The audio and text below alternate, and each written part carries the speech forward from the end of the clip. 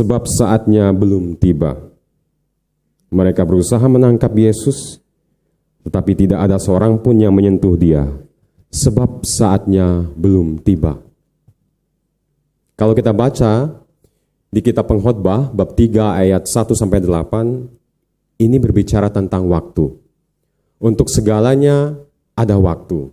Segala sesuatu di atas bumi ini, di bawah langit, segala sesuatunya ada waktu.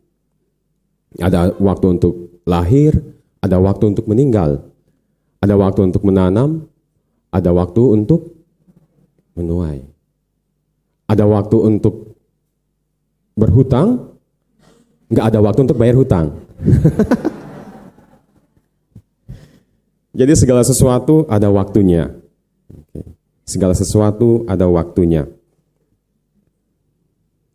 Dan di sini, di kalimat terakhir dalam bacaan Injil ini dikatakan, saatnya belum tiba. Saatnya belum tiba. Saatnya belum tiba untuk Tuhan Yesus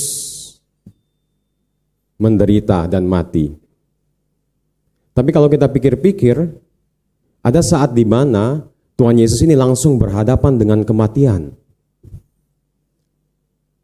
Baru berapa hari atau mungkin berapa minggu atau berapa bulan dilahirkan di Bethlehem, Tuhan Yesus langsung dihadapkan langsung dengan kematian. Mengapa? Raja Herodes merasa terancam mendengar kabar dari ketiga Majus dari timur bahwa akan ada seorang raja yang dilahirkan di tanah Yerusalem.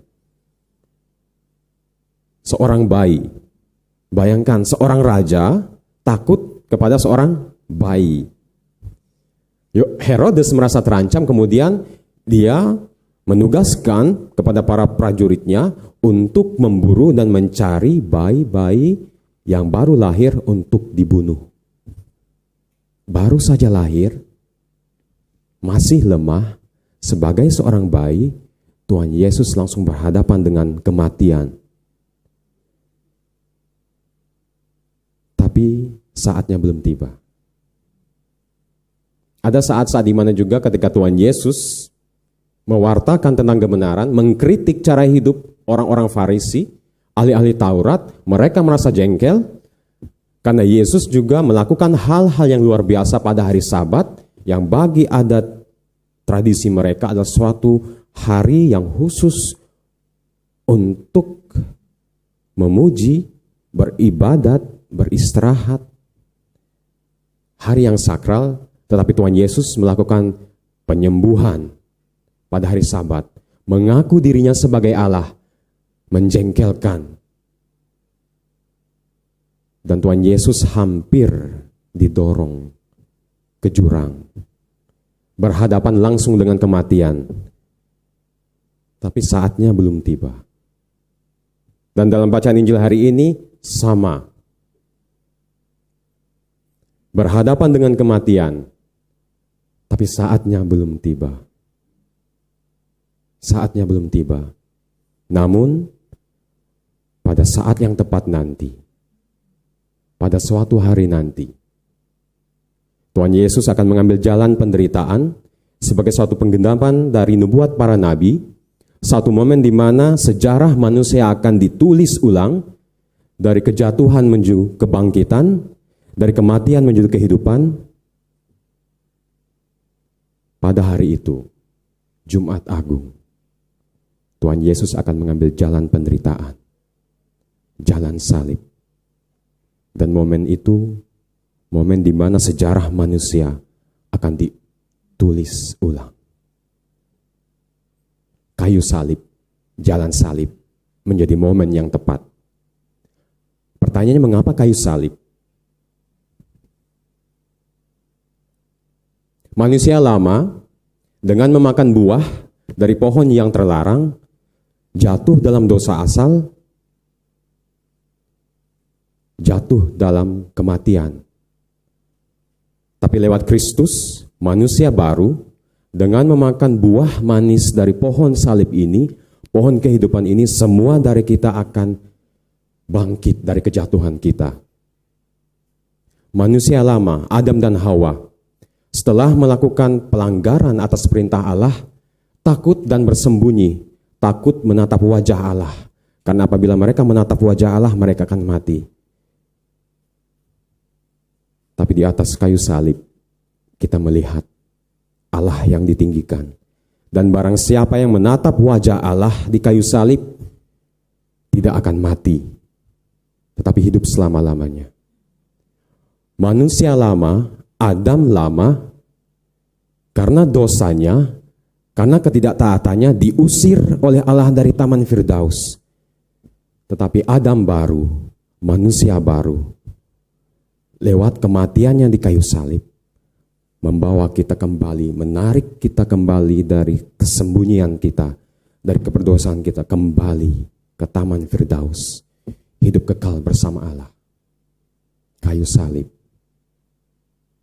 Bapak, Ibu, saudara-saudari yang dikasihi Tuhan kita Yesus Kristus, Tuhan hadir sebelum adanya waktu. Justru Tuhan itulah yang menciptakan waktu. Tuhan tahu apa hakikat dari waktu. Tuhan tahu apa maksud dari waktu. Tuhan tahu bagaimana waktu itu bekerja. Karena Tuhan punya rencana. Rancangan Tuhan itu tepat untuk kita, waktu kita. Jadi jangan takut, waktu Tuhan selalu tepat, karena Ia pencipta waktu. Ia tahu maksud dari adanya waktu. Saya mau cerita sedikit tentang pengalaman hidup saya, baru-baru berapa bulan yang lalu, tentang waktu Tuhan yang tepat atas hidup saya. Ini baru pertama kali saya ceritain, oke? Jadi dalam misa ini baru pertama kali. Saya baru saja menyelesaikan S2 saya. Saya ambil filsafat. S2 filsafat, saya studinya di Filipina selama 12 tahun. Kemudian baru itu habiskan November kemarin. Baru berapa bulan sebagai seorang imam Dominikan. Dan ya saya mesti ujian komprehensif. Jadi November itu tanggal tabisan saya tanggal 15, dan bulan-bulan sebelumnya itu saya sudah submit, saya sudah kasih ke kampus di UST di Manila tesis saya. Dan setelah saya submit, saya kasihkan ke staff di kampus di UST, di Universitas Santo Thomas di Manila. Saya kemudian langsung meminta pertanyaan-pertanyaan yang mesti saya siapkan untuk ujian komprehensif tertulis saya. Itu. Tapi ketika saya minta nggak ada balasan. Oktober saya minta, November udah sibuk persiapan buat tabisan. Desember ya sudah sibuk liburan juga di Filipina. Jadi saya minta berapa kali tahun lalu nggak dikasih-kasih. Kasihan nggak dikasih-kasih. Kemudian ya, saya ternyata dikasih tahu bahwa ternyata staf ini sedang ada masalah. Jadi ya bukan hanya saya saja yang dibantu untuk proses ujian komprehensif, sidang tesis dan sebagainya supaya bisa berjalan lancar. Ada banyak juga romo-romo lainnya yang studi, ambil S2, S3 juga, yang oleh satu staf ini yang ya diatur jadwalnya dan sebagainya. Masuk awal tahun ini, Januari, baru selesai liburan, ya pendaftaran mahasiswa baru. Tapi staf ini akhirnya digantikan dengan staf baru. Yang namanya staf baru tentunya nggak ada pengetahuan tentang hal ini. Jadi baru, nggak tahu apa-apa. Kemudian ya saya mesti menunggu karena pertengahan bulan Januari mesti ya pendaftaran mahasiswa baru. Nah, jadwal saya untuk ujian komprehensif tertulis itu rencananya pengennya online. Jadi saya di Surabaya, kemudian stafnya yang mengatur di Manila. Tapi ternyata saya mendapat kabar bahwa saya mesti ke Filipina, on-site, langsung ujiannya. Dan saya dikasih tanggal 10 Februari, saya ujian komprehensifnya. Kemudian saya dikasih pertanyaan untuk ujian ini baru tanggal 25 Januari. Jadi dihitung, kurang dari 1 bulan. Oke. Ada 34 pertanyaan. Nah, 34 pertanyaan besar, tapi satu pertanyaan itu ada anak-anaknya gitu. Ada cucu cicitnya gitu. Jadi banyak. Jadi kalau ditotalkan mungkin 60-an atau kurang dari 60. Saya sudah sibuk di paroki. Jadwal saya Januari itu udah penuh. Tanggal 25 Januari baru dikirim ke saya pertanyaan-pertanyaan ini. Saya mesti review, tapi jadwal saya sudah padat sekali. Misa lah, pemberkatan rumah lah, tutup peti lah, kasih tok lah, udah penuh. Nah, gimana ini reviewnya ini? Gimana ini belajarnya? Ya udah, saya kumpulkan folder-folder seperti itu, masukkan setiap mata kuliah. Oke, siapkan supaya saya bisa belajar, bisa review. Tapi tetap nggak bisa. Jadi tanggal 7 saya terbang ke Singapura.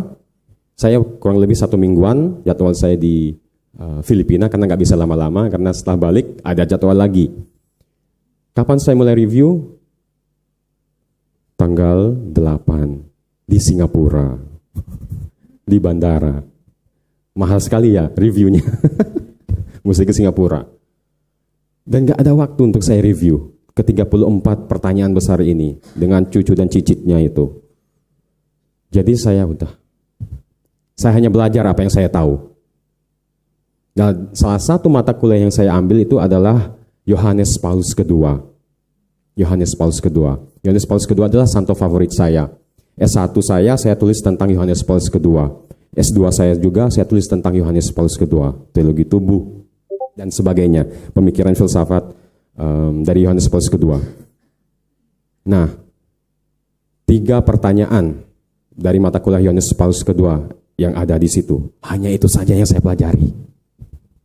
Karena waktunya kurang. Sisanya tentang Hinduisme, Buddhisme, etika dan sebagainya benar-benar nggak saya sentuh. Saya sudah kumpulkan ke folder-folder, tapi nggak saya sentuh, nggak saya baca. Karena nggak ada waktu. Jadi 2 malam, sekali lagi tanggal 10 saya ujian, saya baca itu Yohanes Paulus II, baca. Berapa menit sebelum ujian? Jam 9 pagi, tanggal 10 Februari. Hati saya damai. Mengapa?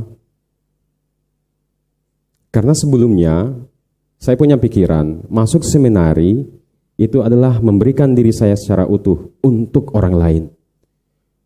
Dan dalam perjalanan hidup saya sangat sedikit kesempatan di mana saya hanya mendoakan untuk intensi saya pribadi.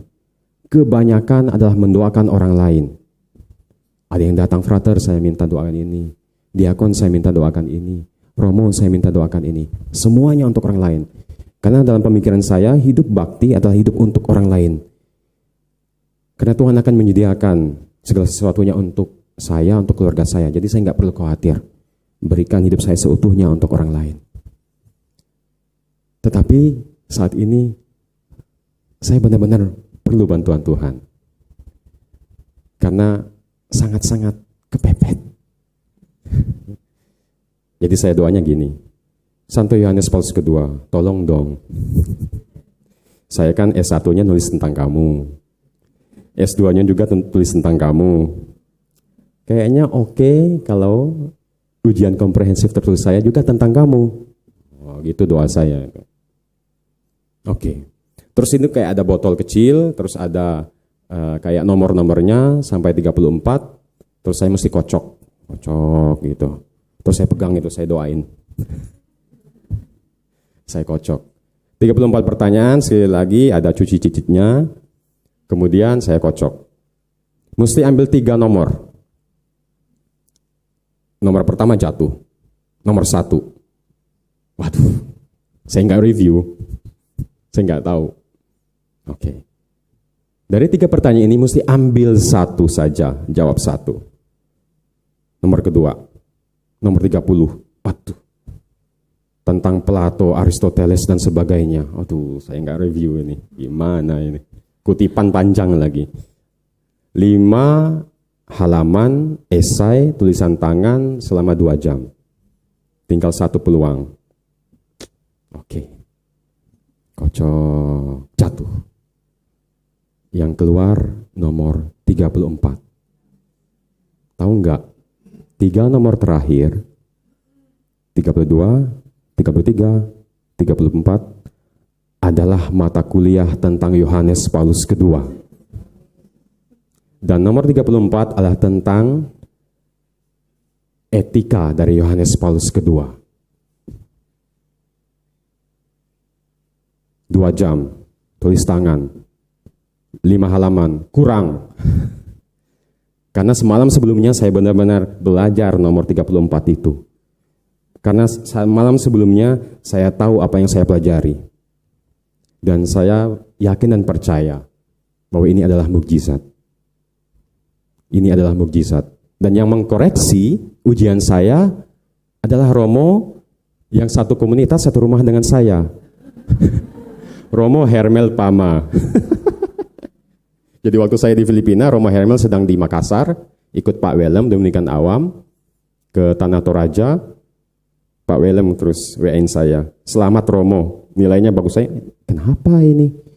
Kemudian saya pelajari, oh ternyata Romo Hermel yang sedang di Makassar dengan Pak Willem, yang koreksi ujian saya ketika Makassar sedang banjir waktu itu. Puji Tuhan, mukjizat. Waktu Tuhan itu tepat. Tuhan tahu apa keperluan kita, kebutuhan kita. Jadi Bapak Ibu, jangan pernah takut. Yakin dan percaya bahwa Tuhan tepat waktunya untuk kita. Yakin dan percaya bahwa Tuhan benar-benar tahu kebutuhan kita. Yakin dan percaya. Serahkan seluruh cerita kita, kebutuhan kita di bawah kaki salib Kristus, pohon kehidupan ini. Yakin dan percaya, serahkan semuanya, segala keraguan Anda, segala pergulatan Anda. Mungkin saat ini Bapak Ibu sedang dalam masa kejatuhan. Mungkin saat ini Bapak Ibu sedang dalam pergulatan besar. Mungkin Bapak Ibu saat ini sedang dalam pertanyaan-pertanyaan besar tentang kehidupan. Mungkin saat ini Bapak Ibu sedang menunggu suatu jawaban atas doa-doanya.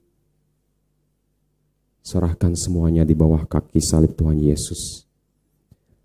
Karena waktu Tuhan selalu tepat. Tepat pada Jumat Agung. Tepat di atas kayu salib. Allah menepati janjinya.